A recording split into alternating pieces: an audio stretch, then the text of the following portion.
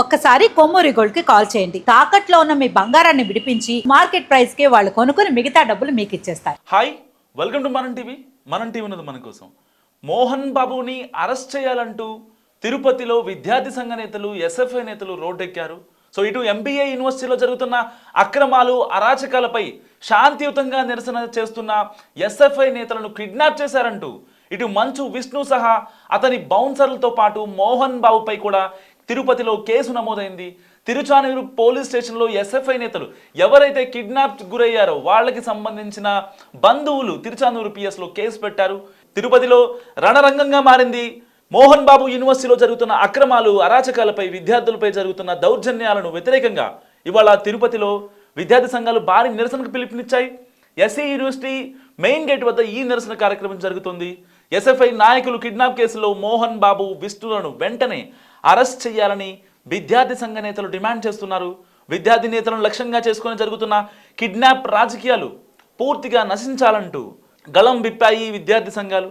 Mohan Babu university నిర్వహణలో తీవ్ర అక్రమాలు జరుగుతున్నాయని ఆరోపించిన విద్యార్థి సంఘ నేతలు ఎంబీయూకి ఉన్న గుర్తింపును కూడా తక్షణమే రద్దు చేసి యూనివర్సిటీని ప్రభుత్వం స్వాధీనం చేసుకోవాలంటూ కూడా డిమాండ్ చేస్తున్నారు. ఈ నిరసనకు ఎస్ఎఫ్ఐ, ఏఐఎస్ఎఫ్, ఎన్ఎస్యుఐ, పీడిఎస్యు సంఘాలు ఐక్యంగా మద్దతు ప్రకటించేశాయి. సో విద్యార్థి ఉద్యమాలపై జరుగుతున్న దౌర్జన్యాలను ఇకపై సహించబోమని స్పష్టం చేస్తూ ఐక్య కార్యాచరణతో పోరాటాన్ని ఉధృతం చేస్తామని కూడా హెచ్చరిస్తున్నారు.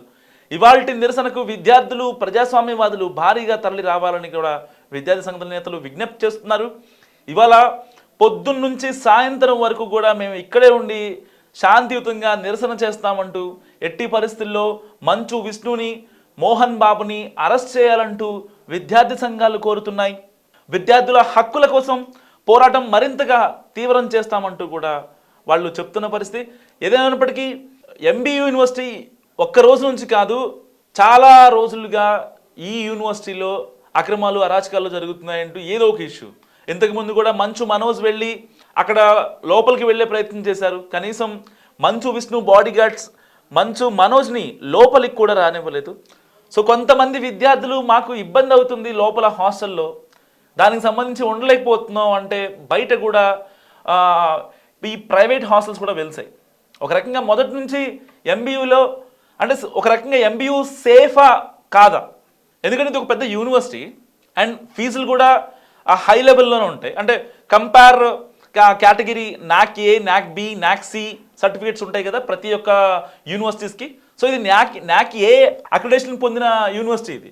సో అలాంటి యూనివర్సిటీ ఇన్ని లక్షల్లో ఫీజులు వసూలు చేస్తూ విద్యార్థుల జీవితాలతో ఆడుకోవడం ఏంటని చెప్పి చాలామంది ప్రశ్నించారు. ఈవెన్ మంచు విష్ణు కూడా అదే మాట మాట్లాడటానికి, విద్యార్థుల తరపున నిలబడటానికి, వాళ్ళు ఇచ్చే ప్రతి రూపాయికి మనం న్యాయం చేస్తున్నామా లేదా అని ప్రశ్నించడానికి వెళ్ళిన మంచు మనోజ్ని కూడా లోపలికి కూడా వెళ్ళినది కనీసం. ఇక ఈ ఘటనపై విద్యార్థి సంఘం నేత బండి చలపతి తిరుచానూరు పిఎస్లో ఫిర్యాదు చేశారు. ఫిర్యాదు అందుకున్న వెంటనే పోలీసులు అప్రమత్తమై 3 ప్రత్యేక బృందాలను ఏర్పాటు చేసి కిడ్నాప్కు గురైన విద్యార్థులను వెతికే చర్యలు చేపట్టారు.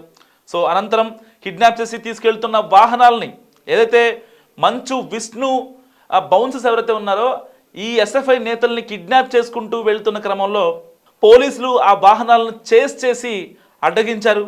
ఈ సందర్భంగా కిడ్నాప్కి పాల్పడినట్లు భావిస్తున్న మోహన్ బాబు యూనివర్సిటీకి చెందిన బౌన్సర్లను పోలీసులు అదుపులోకి తీసుకున్నారు. అలాగే కిడ్నాప్కు గురైన విద్యార్థి సంఘ నేతలను పోలీసులు సురక్షితంగా రక్షించారని చెప్పుకోవచ్చు. అండ్ విద్యార్థి సంఘ నేత బండి చలపతి ఇచ్చిన ఫిర్యాదు మేరకు నటుడు మోహన్ బాబు, మంచు విష్ణు, యూనివర్సిటీ చెందిన విఆర్ఓ సతీష్తో పాటు మరికొందరిపై పోలీసులు కేసు నమోదు చేశారు. సో ఈ ఘటనపై పూర్తి స్థాయిలో దర్యాప్తు కొనసాగుతోంది.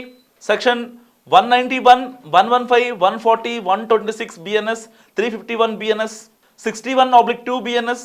సో ఈ సెక్షన్ల కింద కేసు నమోదు చేశారు. So A1గా Mohan Babu university PRO సతీష్గా ఉన్నారు. అండ్ A2గా మోహన్ బాబు ఉన్నారు. A3గా మంచు విష్ణుపై కేసు నమోదు చేశారు. సో పోలీసులు మొత్తంగా ప్రధాన నిందితులతో పాటు మరొక 20 మందిపై కూడా పోలీసులు కేసు నమోదు చేశారు. ఎవరైతే ఈ రెక్కీకి సహకరించారో, డైరెక్ట్ ఆర్ ఇండైరెక్ట్గా ఎవరైతే సహకరించారో వాళ్ళపైన కూడా మరొక 20 మందిపై కేసు నమోదైంది. సో పరారీలో ఉన్న నిందితుల కోసం పోలీసులు గాలింపు చర్యలు చేపడుతున్నారు. సో ఎట్టి పరిస్థితుల్లో ఎంబీయూలో జరుగుతున్న అరాచకాలు, అక్రమాలు ఆగాలన్నదే ఇక్కడ ఎస్ఎఫ్ఐ స్టూడెంట్ యూనియన్ నేతలు చెప్తున్న మాట. ఎంఈ యూనివర్సిటీ గురించి మీరేమనుకుంటారో మస్ట్ కామెంట్ చేయండి. చూస్తున్నాండి మనం టీవీ.